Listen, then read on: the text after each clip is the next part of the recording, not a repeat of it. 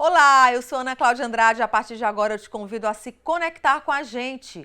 Sejam todos bem-vindos ao programa Conexões Fortaleza. As férias escolares já começaram, um período em que as crianças gostam de se divertir, brincar ao ar livre, mas é justamente nesse momento tão aguardado que os pais devem adotar alguns cuidados para diminuir o risco de lesões durante as brincadeiras. Para falar sobre o assunto, eu recebo aqui a doutora Gabriela Brito, que é ortopedista. Doutora, boa tarde, seja bem-vinda. Boa tarde, Quer muito dizer, obrigada. então, que a emergência da ortopedia é um terror no mês das férias, porque chegam muitas crianças, assim? Muitas crianças, chegam muitos adultos, todo mundo aproveita as férias e acaba... Se jogam, literalmente, né? Jesus, literalmente. Aí se jogam, se quebram e sobra para vocês. E acaba na emergência. Tem esse registro que existe realmente o aumento no mês de janeiro, por exemplo? Existe uma expectativa, assim, um número aproximado de que cerca de 20% dos traumas aumentam durante esse período de férias.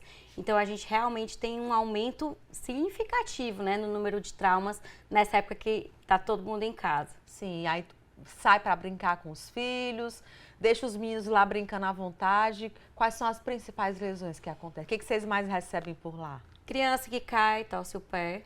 Torção, criança, né? andando de skate que caiu, botou a mãozinha no chão, fratura do punho, lesão no cotovelo, são as mais comuns. E também traumas no joelho, torção de joelho, mas o mais comum mesmo, torção de tornozelo e punho. A gente tem como classificar, doutora, por exemplo, você falou aí de lesões ósseas, né?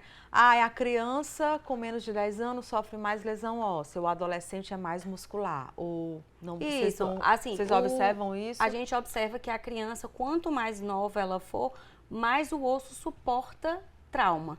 Já o adolescente não, conforme ele vai ficando mais velho, é o músculo que suporta mais trauma, é o contrário, entendeu? Entendi. E é quem mais lesiona? O músculo adolescente? Isso. Geralmente joelho, por exemplo. Aí depende, né? Você falou do skate, né? Adolescente, a gente pega muito que joga futebol. É porque tem mais atividade de impacto que o adolescente gosta de praticar, então, né? Futebol, aí vem tornozelo e joelho, principalmente. E a criança menorzinha é o pula-pula que sai, fica com a dor no quadril, fica com tosse tornozelo. Por quê? Colocam crianças de idades diferentes para brincar no mesmo pula-pula. Então, imagina, uma criança de 8 anos que pesa, sei lá, 40 quilos, vamos botar assim, e uma criança de 2 anos que pesa 20 quilos. Claro que a pobre da criança de 2 anos vai ficar ali em desvantagem.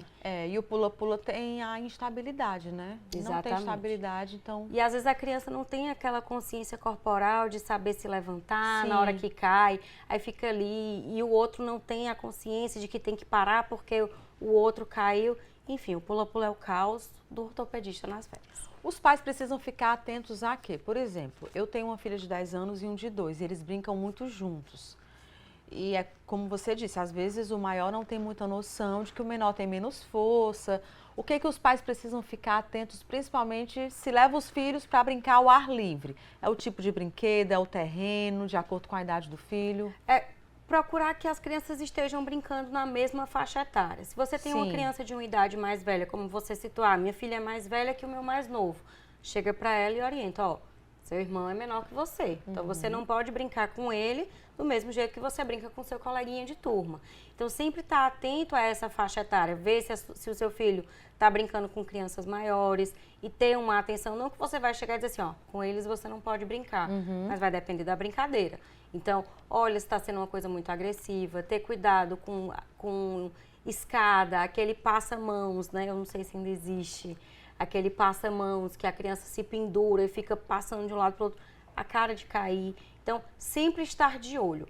E ter atenção também não só às lesões ortopédicas, mas também às lesões traumatismo craniano. Então, se a criança cai, bate a cabeça, então observar se a criança fica sonolenta, se a criança fica desorientada, se ela muda o estado de consciência do que é o normal dela, para a gente poder ter um acompanhamento. E sempre que surgir a dúvida, levar na urgência.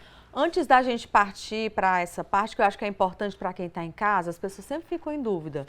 Tem vários tipos de mães e pais, né? Tem aqueles que o menino sofreu uma quedinha, corre para a emergência. Mas a gente sabe que hoje as emergências têm muitas crianças doentes e que é importante também que a gente faça os primeiros cuidados em casa. Mas já já a gente vai orientar vocês, a doutora vai orientar.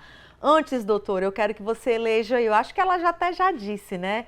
Aquele brinquedo que os pais têm que olhar e dizer assim, pelo amor de Deus, cuidado com esse brinquedo. É o pula-pula mesmo, é o campeão, assim, campeão de lesionar a criança. Campeão, assim, eu acho que é o... Hoje eu olho pro pula-pula e fico, meu Deus, eu gostava tanto. Mas é o brinquedo mais arriscado para as crianças, sim. Certo. E a brincadeira? Que os pais chegam, que é o recorde no consultório. Doutor, ele estava brincando disso e se machucou. Bola. Por causa do contato, né? Contato, explosão. Chuta a bola errado, chuta a mão do coleguinha, torce o tornozelo, vai querer dar uma bicicleta, cai todo torto no chão, bate o pé na trave. Então, o futebol dos que eu recebo na urgência é o top. E do que é recebido na urgência? O que vai de mais grave, o que vai de mais leve? O mais leve que a gente chega a receber são realmente as entorses, porque a torção certo. Ela vai variar de um grau mais leve, onde foi só uma distensão daquele ligamento, até um grau mais grave, onde há de fato a ruptura do ligamento. E aí a gente recebe muita distensão, a criança que foi chutar a bola e ali não estava preparada, fica com aquela dorzinha na coxa. E até as fraturas, né? A gente tem são a criança, mais graves, né? como eu falei mais cedo, o osso da criança, ele tolera uma maior deformidade, né?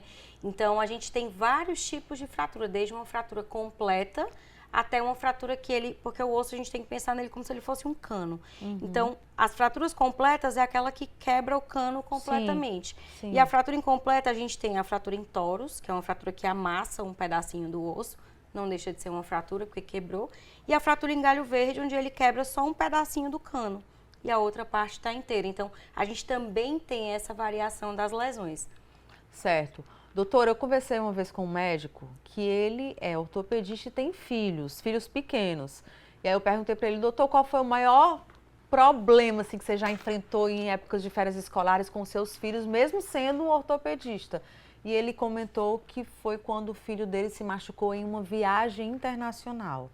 E aí aqui a gente está falando da situação que aconteceu no parque, na rua, dentro de casa.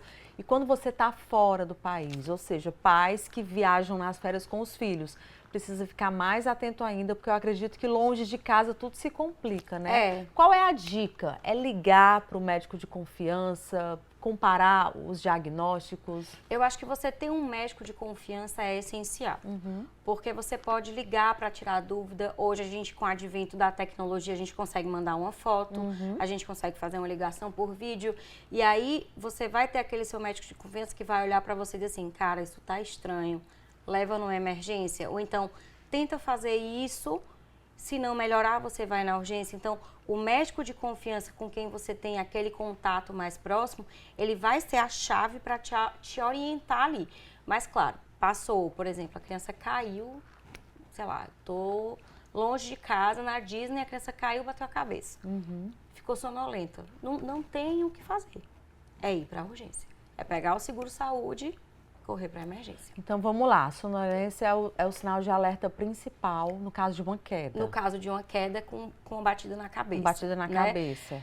Crianças que caem e quebram, geralmente elas não toleram a carga, como a gente diz. Ou seja, a criança que torce o pé e quebra o tornozelo, ela não vai conseguir ficar em pé. Certo. Então você vai sentir ela ali... Então dá para fazer esse primeiro teste, caminha, né? Isso, aí você vai perceber que ela tá ali, tá mancando, ou então um bebezinho menor não consegue sustentar o peso do corpo e você... Não, ela ficava em pé antes e agora ela não tá mais ficando. A gente tenta colocar ela com o pezinho no chão, não fica. É um sinal de alarme. Outra coisa que também é importante ter muito cuidado que pode acontecer com as crianças é o famoso cotovelo da babá. O que é o cotovelo da babá? Existe uma brincadeira, né, que você puxa a criança pelo braço e a criança faz o próprio balancinho. É o pai de um lado, a mãe do outro, puxa. Aí numa dessa a criança começa a gritar e puxa o braço em defesa. O que foi que aconteceu? Um dos ossos do braço, o rádio, saiu do lugar e acontece uma luxação do cotovelo. E aí é denominado cotovelo da babá, justamente pelo hábito de puxar a criança, porque o mecanismo de trauma é exatamente esse, é puxar a criança pelo braço, fazer esse movimento de tração, puxando. E aí a gente conhece, ele é conhecido como cotovelo da babá. Também pode acontecer muito durante as férias. Vai passear no shopping, menino, hoje eu passei no shopping, eu vejo uma criança fazendo um balancinho, eu disse, oh meu Deus, proteja o cotovelo dessa criança, amém. Porque também acontece e é uma condição muito dolorosa. Doutora, pode ser muito comum também quando você vai atravessar a rua, às vezes a criança dá um passo e você puxa? Sim, exatamente. Porque a mãe segura firme ali, né? E assim, é comum quando puxa de uma parada brusca, é comum quando a criança vai cair no chão e você segura para a criança não cair, puxa pelo braço. Então, todos esses são situações em que pode acontecer a pronação dolorosa, como é o nome técnico do cotovelo da babá. Em relação à observação da sonolência, eu tenho uma dúvida. Às vezes a criança cai durante o sono. E aí ela cai, bate a cabeça, bate o corpo, chora, chora, chora e quer voltar a dormir. E aí a mãe fica na dúvida, será que ela quer voltar a dormir porque já estava dormindo ou é uma sonolência em decorrência da batida da cabeça? Aí, como é que a gente vai observar isso? Essa dúvida também vai acometer o médico, mas você vai ter que manter a criança acordada ali um pouquinho, ver se ela reage bem. O orientado é que você acorde a criança de tempos em tempos, hora em hora, ou 2 em 2 horas, para saber como está a orientação da criança, se ela responde bem, né? Isso, se ela responde bem, se ela não tem náusea, se ela não vomita. Por exemplo, se uma criança volta a dormir, mas acorda para vomitar depois de uma queda, também deve ser levada para a urgência. A queda durante o sono, ela vem com essa problemática, porque a gente sabe, poxa, está sonolenta porque já está sonolento porque já estava dormindo ou não. Então, fica ali, vai ser uma noite que o pai vai sofrer porque vai ficar, meu amorzinho, tudo bem, quem sou eu? Acordando, se é um bebê muito pequeno, vê se ele está reagindo, tem as mesmas reações que já era de costume dele e por aí vai. Entendi. Doutora, eu uso muito com a minha filha, né? O de 2 anos não fala muito. Mas eu costumo fazer assim com ela. Filha, a dor de 0 a 10, pra gente mensurar, né? Se ela tá suportando. E geralmente quando ela diz que tá 9, pedindo para ir pro médico é porque eu sei que não tá bem. A gente precisa fazer essa avaliação também antes de levar, né? É interessante que você conheça o seu filho, porque muitas vezes chegam na urgência, a criança diz, é uma dor 10. Mas quando você vai examinar, é uma criança que não tá com uma dor 10. Porque a dor 10 é aquela dor, eu gosto de dizer para os pacientes, gente, é a dor da morte. Se eu não for fazer alguma coisa agora, eu vou morrer com essa dor.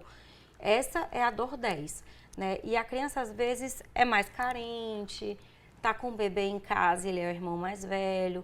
Então, às vezes, usa o mecanismo da dor para chamar a atenção para si. Então, também vem muito o filtro do pai e da mãe, do tutor, né, de saber o que é aquela dor 10, poxa, é 10 vezes, como você disse. Não, se a minha filha disser que é 9, é porque realmente... Porque você precisa conhecer o comportamento, tudo, né? Exatamente.